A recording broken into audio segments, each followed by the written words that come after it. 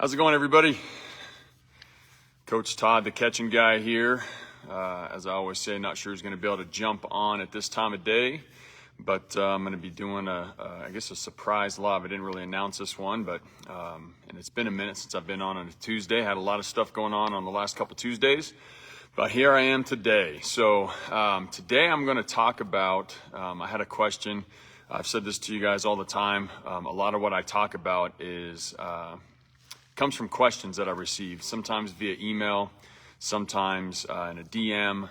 But I had someone asking me about posture when blocking. Some coaches are teaching be more upright. Some coaches are teaching collapse over the ball. And so I thought I'd talk about that in detail, and then kind of body position goes hand in hand with posture. So I thought I'd talk about some body position and posture stuff, and then just do a little Q&A for anyone who jumps on live. So I'm not sure. Hopefully this is working right. After all these years, still not tech savvy, and I can never tell. Oh, there we go. Someone popped on. So I'm not seeing any names pop up yet, or else I'd say, hey, Travis, thanks for jumping on. There we go. There's the names. I always do this. Again, I just told you what topic I'm going to talk about. It'll be body position and posture when blocking, but I do have new followers that jump on all the time, so I thought I'd do a quick introduction. For you returners, you get to hear it all again, but I'll make it a quick version. So again, I'm Todd Coburn. I'm known as a catchy guy. I'm here in Reno, Nevada right now. It's actually where I grew up. I was drafted by the Houston Astros out of high school. Turned them down to go to college. Wanted to get bigger, better, stronger, and smarter. Went on to Butte Junior College in Northern California, right outside of a town called Chico. Was drafted again by the Houston Astros, turned them down again to accept a scholarship to Cal Poly San Luis Obispo, Central Coast of California. Got to play in the Division II College World Series while there, which was pretty cool.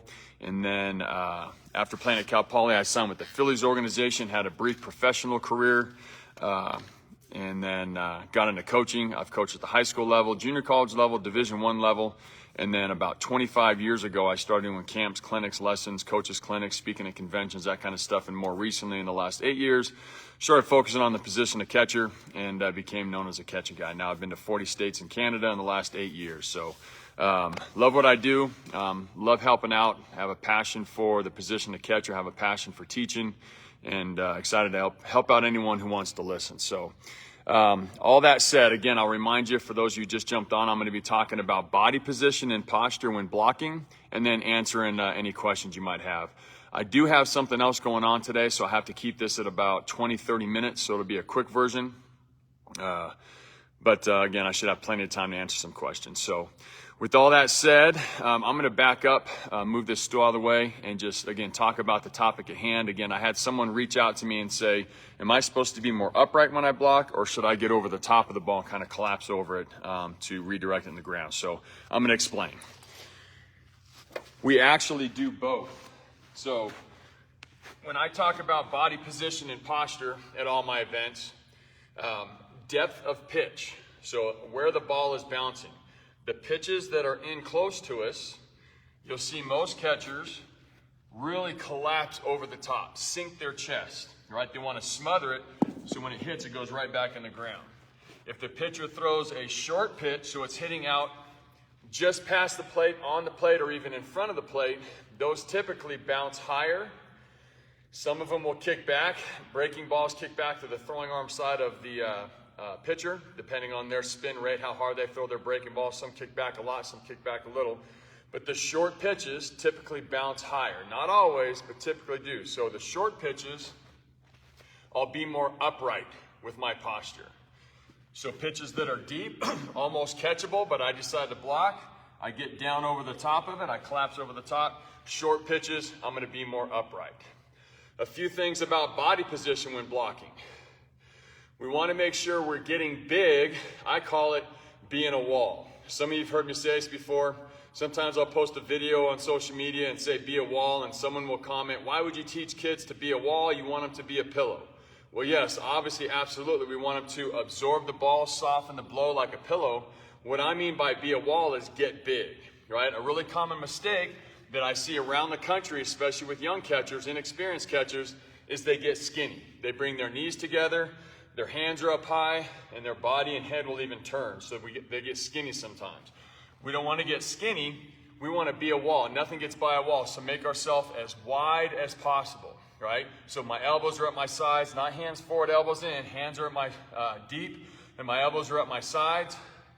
We want to make sure that we get our mitt down and keep it down. A common mistake is to either keep the mitt up as we drop down to block, or the mitt gets down, but then as the ball hits the ground, we lift the mitt and open up that 5-hole. So we want to get our mitt down and keep it down. We want to make sure we protect our throwing hand. We have options. Most catchers put it behind the mitt. Some catchers will put it behind their leg and keep it there. Some will throw it out to the side. We call those rodeo blocks. The point is, get your throwing hand out of the way so it doesn't get hit. I made that mistake once. As I get closer to the camera, I'll show you my finger. I call it my ugly finger. I made the mistake once of blocking with my hand exposed, and I got my fingertip basically blown up. So, and I'll show you and talk about that when I get closer to the camera. So, mitt down and keep it down. Throwing hand protected behind the mitt, behind the thigh, or out to the side. And then we want to make sure that we tuck our chin, okay? We want to protect our throat. So as that ball's coming in, I'm going to watch it with my eyes all the way into my chest protector. That will automatically bring my chin to my chest, and my chin extension on my mask, both on hockey style and the two-piece, have a chin extension that comes down from the bottom of the mask. When I look down, it's going to push into my chest protector. Now the ball can't get underneath. Another really common mistake is as the catcher's dropping to block and the ball's coming in, their chin will go up and out. So if it takes a funny hop, hits my thumb pad, ricochets off my chest protector, it can come up and hit me right in the throat, and that could be bad news. I did a post not too long ago that actually blew up on social media of JT Realmuto getting smoked in the throat on a ball in the dirt. His head was a little bit high, and it hit right here, versus getting that chin all the way tucked. So body position and posture when blocking. Get big like a wall, make yourself as wide as possible, whether you're on 2 knees or 1 knee. Get your body as wide as possible.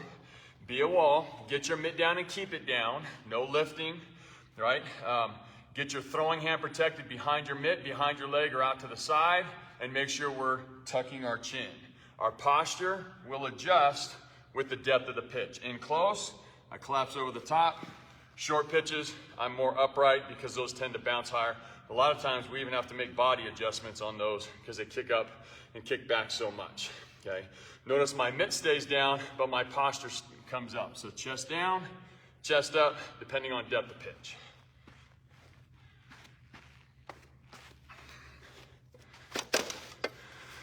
So that is, and again, some coaches prefer a little bit more upright. Kind of gives the ball more surface area to hit, you could say. But in my opinion, that's only on the short pitches. If we're too upright, the analogy I use for the kids at camp sometimes is playing wall ball, right? So if I have a wall that's straight up and down and I bounce a ball into it, it's going to hit and come out. If that wall is angled and it bounces, it's going to hit and go back down, right? So we want to angle our body whenever possible and only become upright if needed for shorter pitches. And then all those keys to body position, super important. I told you I'd show you my finger. I don't know how well you can see that. It's kind of twisted. It's got a knob on the top. It doesn't straighten all the way. Kind of looks like a little claw. I dropped down to block, went straight to my fingertip. Of course, I tried to stay in the game. I'm a catcher.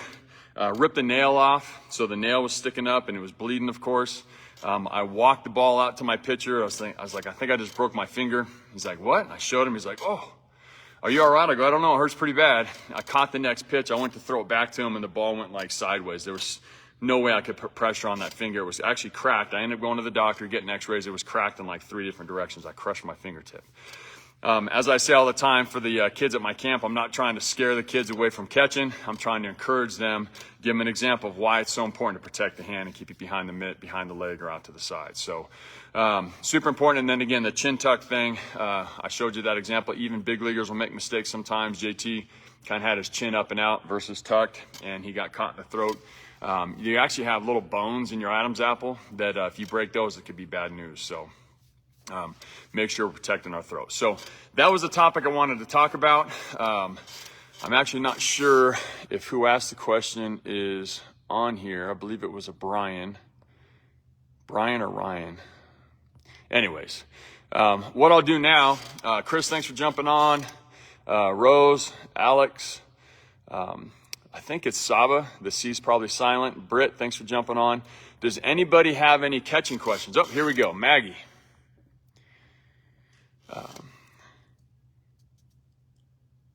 Yeah, you know what, Maggie? So that's really common, really common, especially with young, inexperienced catchers. Your instincts say when something's flying at you, so the ball bounces, it's coming at your face, your instincts, your brain instinctually tells you to move, bob, weave, duck, turn, get out of the way. It's trying to protect them from injury. But catcher's masks are designed to protect stuff flying straight at us. If we turn, then we leave stuff open to get hit. So it takes a lot of getting used to and getting comfortable.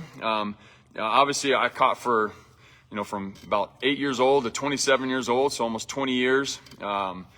It took a long time to get used to the ball hitting me in the face. Like it rings your bell sometimes, and your ears will ring.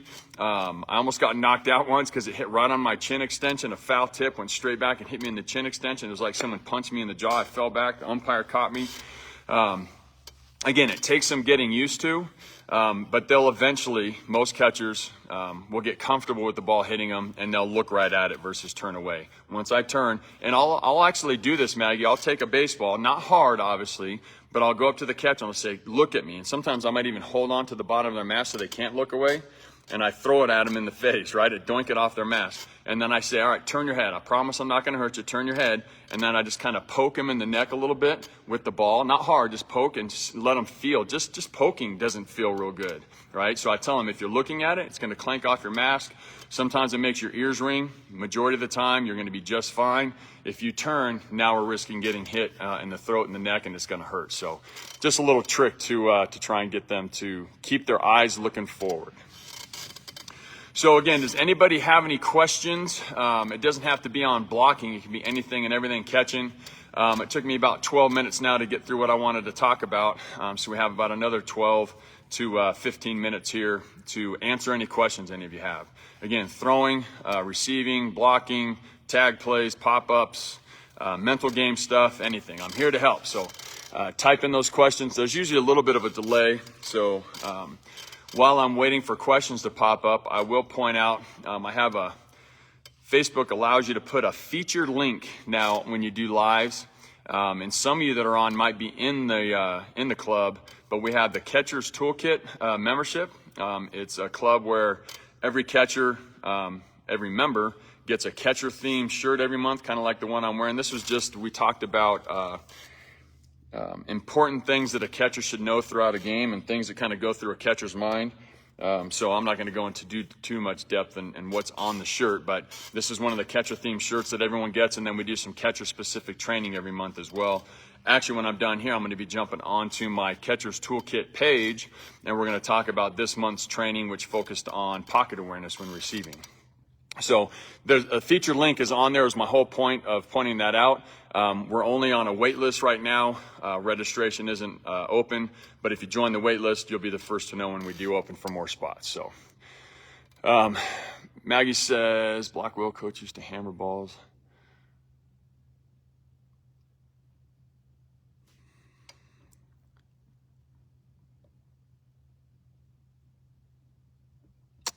No, Maggie. So I wouldn't say that it's getting into a knee down setup that's causing that to happen. Maybe he did get hit, and now his brain is remembering getting hit, and so those instincts are really strong right now and making him want to turn away just because he got doinked in the mask pretty good and it hurt. It's kind of like a batter. I always compare it to batting. So when young batters get hit by a pitch, right, it hurts. So their next at bat, what do they typically do? That pitcher's about to let go, and they step out. So instead of staying in there and hitting that ball, they're focusing on getting hit by the ball, and they don't want that to happen, so they start stepping out. So sometimes, again, Maggie, maybe he got hit pretty good, and it hurt a little bit, and so he's just got a little mental thing going on. And it's just going to take reps and experience to get past it. It's definitely not from putting his knee down, in my opinion. Travis asked, what's a good rule of thumb to give a young catcher about mound visits, when to do them, what to say, etc.? So Travis, man, that could be a really long, in-depth. I could talk about that for probably an hour, but I'm going to give you the quick version. So the way I explain it at my camp, and it's kind of a funny way to say it, but when your pitcher has what I call a series of unfortunate events, right? So they get 2 quick outs, then they give up a double, and then they walk a batter, and then they get a nice, easy ground ball hit to the shortstop, and the shortstop boots it. The next batter, they get to 2 strikes, throwing right down the middle for strike 3, but the umpire balls it. So they have this series of unfortunate events, series of events that could actually get them frazzled and frustrated. You see the pitcher's face starting to get red. Depending on the age of the pitcher, sometimes they'll start crying. Older pitchers will get frustrated and they'll start losing track of their routine. Maybe their routine is they get the throw back from the catcher, they brush off the pitching rubber with their foot, they toe the rubber, kind of adjust their jersey, take a deep breath, and then address the catcher. When they get frustrated, they get the throw back, they just get right on the rubber. There's no breath, there's no sweeping of the rubber stuff. So a catcher needs to pay attention to how their pitcher is reacting to what's going on in the game. And if they have a series of unfortunate events, that's a good time to go make a mound visit and try and do their best to get them calmed down, right? Sometimes, and it depends on the personality of the pitcher, once we get out there, what we want to say. Some pitchers, we can go out there, and I always tell the catchers to be firm with them, right? You go out and be like, what's going on? You're better than that. Let's go, right? And you kind of be firm and aggressive with them, and that's going to fire them up, and they're going to do better. But there are some pitchers, their personality, if you're out there getting firm with them and being aggressive, that's just going to make them tuck their tail even more and do worse. They kind of get, intimidated. So some you have to go out and kind of pat them on the back, put your hand on their shoulder, rub their shoulder a little bit. The ones that you can be firm with, you can usually, mention some type of, mechanical thing that they worked on last bullpen that's going to help get them dialed back in. You can go out and say, if it is the series of unfortunate events and the last one was a bad call by the umpire, I used to go out and tell him, hey, the umpire apologized. Said it happens. He's human. He missed that one. He'll get us back later in the game kind of thing. Some pitchers you can go out and tell a joke, try and make them laugh, get them mind off of what has been frustrating them. So when they have a series of unfortunate events, that's typically the time to go out and talk to them. And then once you get out there, just know the pitcher's personality. Some you can be firm, some you got to be a little softer with. So hopefully that helps, Travis. Again, that was kind of the quick version. Joe asked, 11-12 Little League, would you teach one knee down or traditional? So great question, Joe. So at my camps, what I do, some of you know this, some of you don't. I do camps around the country, and our average age at our camps is probably 13 years old. We go as young as, we go 10 to 16, but we almost always have some 9s and 17s sign up. That said, this is the age that you're kind of talking about, those 11, 12-year-olds. What I do is I explain to the catchers the benefits of knee-down setups, why they're seeing pretty much every big leaguer now on a knee. Like, there's all kinds of different benefits to it. I show them how to do it. So talk to about the benefits. I show them how to do it, body positioning, weight distribution, foot position, knee position, all that good stuff. And then I leave it up to them. And I tell them, most of you at your age are going to be more athletic and a better catcher on your feet. The more experience you get, the more you develop and the stronger you get, the more athleticism you develop, then you'll be able to get on a knee and still be able to block, still be able to get to throw, and still be able to perform all the other responsibilities you need to perform. And the way I always say it, Joe, at camp is, the key is each catcher needs to put themselves in the best position to get a strike call while still being able to perform any other responsibility that happens. Maybe the batter bunts. Maybe they go to bunt and pop it up. Maybe they hit a ground ball to the shortstop, right? I need to be able to get up and move quickly, okay? Maybe the pitch bounces. So for some catchers, and I've actually seen some 11 and 12-year-olds, Joe, that are amazing on a knee. They're just fine. And I always tell them at camp, I'm like, you know what? You look great on a knee. You're going to be just fine working out of a knee in games. For most of them, I tell them, hey, you're probably going to be better on your feet. Just keep practicing during bullpens and during scrimmage games. Get on a knee, get comfortable with it, figure out what works best for you, and then you can start incorporating it into games. So that's how I say it, Joe. Hopefully that helps.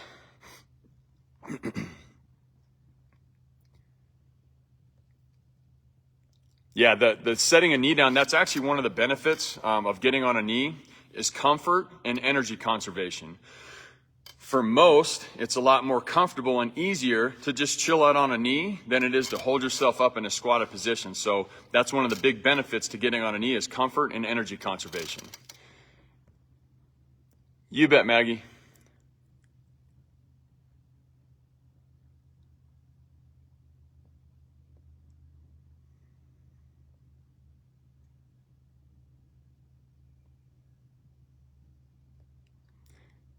All right, yeah, we'll talk about that. So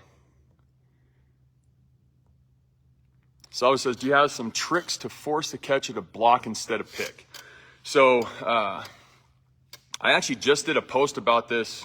I think it was just a couple days ago. It was just some slides on Instagram and Facebook. I think I put it on Twitter as well. But, you know, one of the biggest causes of catchers trying to pick the ball instead of block the ball when it's bounced, there's a few reasons. One is, and we were just talking about this, one is for younger catchers, it's still a fear of the ball. They're not comfortable jumping in front of it and getting hit by the ball, so they're going to try and use their mitt and pick it versus put their body behind it, right? And a lot of younger catchers are going to miss more than they stop because your body is a lot bigger than your mitt. Use your body instead of your mitt. If you're just trying to use your mitt, a lot of times you'll miss until you get the experience. So another one is they're just not reading it correctly and quick enough. So the example I always give, or I think what could help, is you can set up a pitching machine, or if you're accurate with throwing, have a catcher behind the plate, throw them 8 to 10 balls in the strike zone, and tell your catcher, really pay attention to what it looks like coming out of my hand, right? Is it coming up out of my hand? Is it coming straight out of my hand? Is it going down out of my hand? So throw them 10 strikes in a row, or out of the machine. What's it look like out of the machine? Is it coming up out of the machine? Is it coming straight out of the machine? Is it going down right away? Then, if you're throwing, throw them 8 to 10 balls in the dirt and tell the catcher, pay attention to what it looks like, the trajectory, the angle, whatever you want to call it, coming out of my hand. And you'll see when it's in the dirt, a lot of times it's going down out of the hand, right? Or down out of the machine. Then alternate 8 to 10 pitches, throw a strike, bounce one, throw a strike, bounce one, throw a strike, bounce one. So they've seen what the angle looks like for strikes. They've seen the angle of when it's in the dirt. Then they alternate. They see the difference in the two angles. Then you can mix in some random. Sometimes throw a strike, sometimes bounce it, and they should have a better idea. Tell them just keep paying attention to what the ball looks like coming out of my hand or the ball looks like coming out of the machine, and start to read it sooner so they can get down to block, react sooner, and get down to block a lot sooner. So that's a drill series that I use to help catchers block instead of pick. Okay. Bobby says, can you do a segment on rhythm and timing between catcher and pitcher, especially in presentation of the glove? Rhythm and timing between catcher and pitcher. So just in between pitch routine, Bobby, please, I'm sorry for my misunderstanding. Hey, Steve, thanks for jumping on and waving. Be a little more specific with that, Bobby. I think that's going to, if I'm on the same page with you, I think that would be a great topic.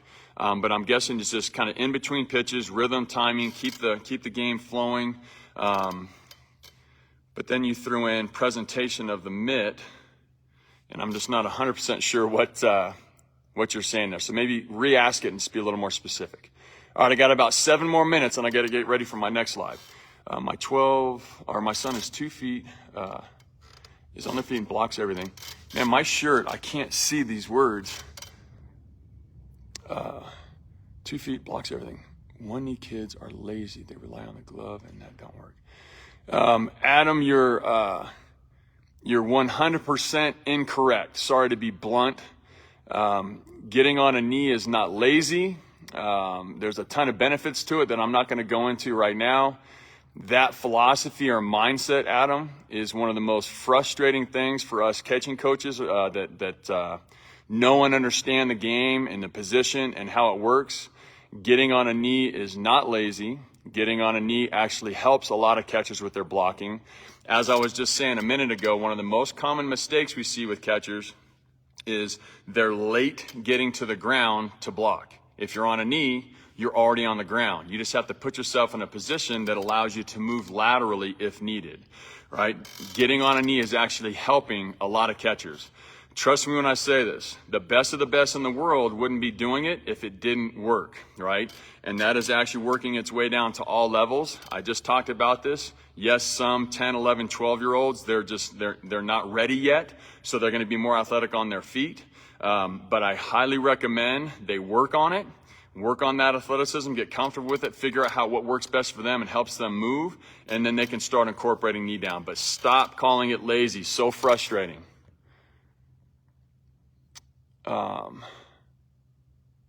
Yep. So Adam, you said interested on the question about pick instead of block. So that was I already gave that. So hopefully that helps. Yeah. So Jeff, how we put our hand in the mitt is actually pretty important. One thing you'll notice for most high level catchers, you can see some of my palm of my hand, right? A lot of young catchers will stuff their hand all the way up into their mitt so there's no palm showing. I actually used to put my mitt so far out that the only thing kind of holding my mitt on was my thumb in this thumb pocket here, and a lot of my hand is showing. That's going to provide a little bit softer hand, you could say, and more leather for the ball to hit, right? So even doing it that way, catching high velocity all the time, we get that bone bruise on our finger. Sometimes your index finger gets pretty tender as well. So some catchers will go pinky, ring finger, middle finger, index finger out. When my finger would get sore, I'd stuff all three, pinky, ring finger, middle finger, they're all in the pinky hole. And then my index finger is in the middle finger hole, and there's nothing here. So that gives a lot more leather, more pocket for the ball to hit. So it all depends on comfort, hand size, hand in relation to the mitt size. We don't want the ball to hit and have it rip it off our hand, but do not stuff the hand all the way in. And then where you put your fingers is a matter of preference. And again, I used to do this until my finger would get really sore, and then I'd move my hand over. I caught a guy named Randy Knoll that threw he's probably like 91 to 93. He couldn't throw the ball straight, sink, cut. Sometimes he would, throw in a two-seamer and it would cut instead of sink. And so I was always getting kind of handcuffed and catch it wrong, and my hand would get so sore. So when I was catching Randy, my point is, when I was catching Randy, I would move all my fingers over so there's more leather for the ball to hit instead of hand. So hopefully that helps, Jeff. What's going on, Chris? I don't know if you're still on. Jeff, working up lower glove after short presentation. Oh, I see what you're saying. I gotcha. You know what, and this goes along with Bobby's question right below. Catchers not holding their target long enough for the pitcher to focus. They're making the game way too fast instead of focusing and getting into rhythm with the pitcher and catcher. Gotcha. Okay, so great question, both of you there. So, and it looks like I have... You bet, Jeff. It looks like I have one more question from Joe. So I'm going to answer Jeff and Bobby kind of together. We'll answer Joe, and then I got to get set up for my next live. So last couple questions here. So to Bobby's point and kind of answering Jeff's question, I'm going to back up here. So the way I explain it to the kids, I'll start off by saying this. Our targeting, what we do as the pitcher is starting their pitch or pre-pitch even, is all pitcher dependent. Some pitchers could care less what we do with our mitt, which I actually think should be the most common technique, but it's not always with younger pitchers, right? I would always teach the pitchers, throw to your catcher, not to the mitt, throw to the catcher. Like pick a zone or pick a body part. If you're a right-handed pitcher, start your curveball at their right shoulder, and it's going to break down toward the right knee. If you're a lefty, start it at their right shoulder, break it down toward their left knee. If they're in a traditional setup and you're trying to throw that, the out pitch, start it at the middle and break it down toward their right foot. Like try and hit them right in the chest, hit them in the mask, aim for a knee, and let the catcher do whatever they need to do with their mitt to get extra strike calls and do what I call perform that mitt magic, right?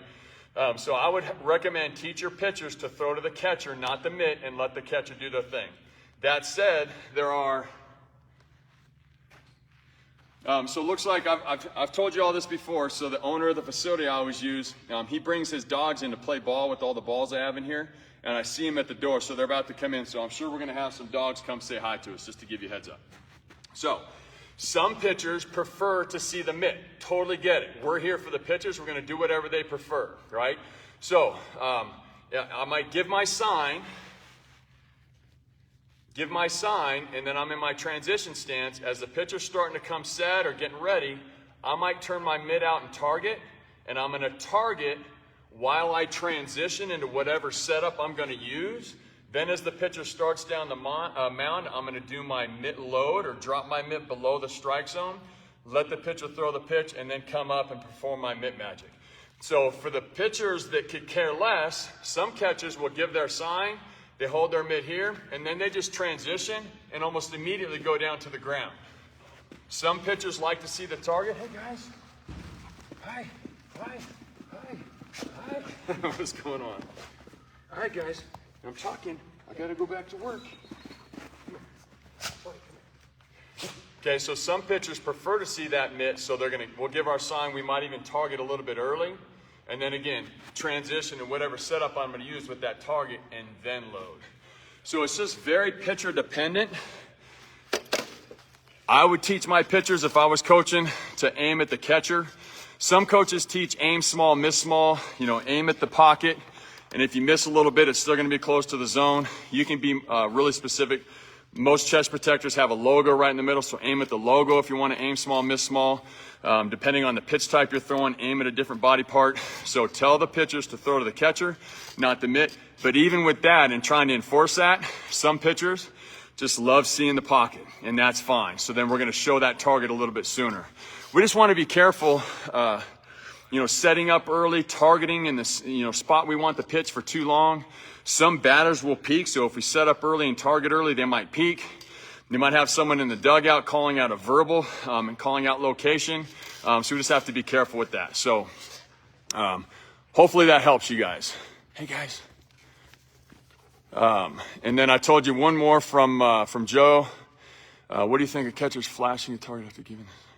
Oh, there you go. So all three of those questions all went together. So yeah, already answered. You bet, Jeff. So I guess to maybe go more in depth, I think I said this, and when you're saying timing question, Jeff, we're going to target while we transition. So the pitcher looks in, we give the sign, they nod. Some pitchers, instead of nodding or saying yes, they'll just start their windup when they see what they want to see as far as sign goes. Whether they nod or they start, I'm going to target right away, show my pocket while I transition whatever setup I'm going to use. Then as the pitcher starts down the mound, I'm going to do my load. On the load topic, by the way, some young catchers, if they go all the way to the ground and the pitcher misses high, they're gonna miss. They're not gonna get there. So for some catchers, just because they're not strong enough yet, they're not experienced enough yet, I would target and then just relax my hand a little bit. That pre-catch relax, super important to help me move quickly to pitches away from them or expecting them. But we don't have to relax all the way to the ground. As you get stronger, more advanced, pitchers get a little more consistent, and then you can really start putting your mitt on the ground. I talk about that at my camps all the time. So that would be the timing, Jeff. Hopefully I'm answering your question. You bet, Joe. All right, everybody. Jacob, I know you just jumped on. Nate, sorry if I'm saying that wrong. You just jumped on, but I'm about to wrap it up. So if y'all think of a question after I click finish, you can go ahead and type it in, and I'll get notified that someone made a comment, and I'll come back in and just type in an answer for you if needed. So thank you so much for jumping on. Hopefully you find these lives helpful. If you're interested in the Catcher's Toolkit membership, make sure you click on that featured link. I'm going to Clearwater, Florida this weekend. I think we have one spot left, maybe two. And then, what's next? Clearwater, and then I'm going to Atlanta. I think Atlanta has one or two. Actually, Clearwater might be full. Atlanta has one or two. Point is, Clearwater, Atlanta, Georgia, and then I'm going to Costa Mesa, so SoCal down in Los Angeles, and then I have some other summer camps kicking in. So thecatchingguide.com to check out my next location. hope to see all your catchers somewhere at a camp somewhere around the country. So, all right, you bet, Nate. All right, everybody, I'm going to wrap it up. I got to get ready for my other live for my Catcher's Toolkit members. Hopefully I can see you in there someday as well if you're not already in there. So have a great rest of your day. Hopefully we'll see you next time. Oh,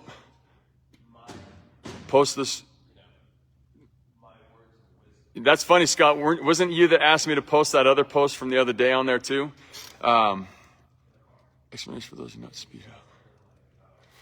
Yeah, that's actually a good point. I don't know why. I could probably do that. All these lives put over on YouTube so we can just always have access to them, because on Facebook they go away, I think, after 30 days. So, you know what, Scott? I love that idea, and I'm going to start doing that. So thank you for that. Now I'm saying bye. See y'all next time.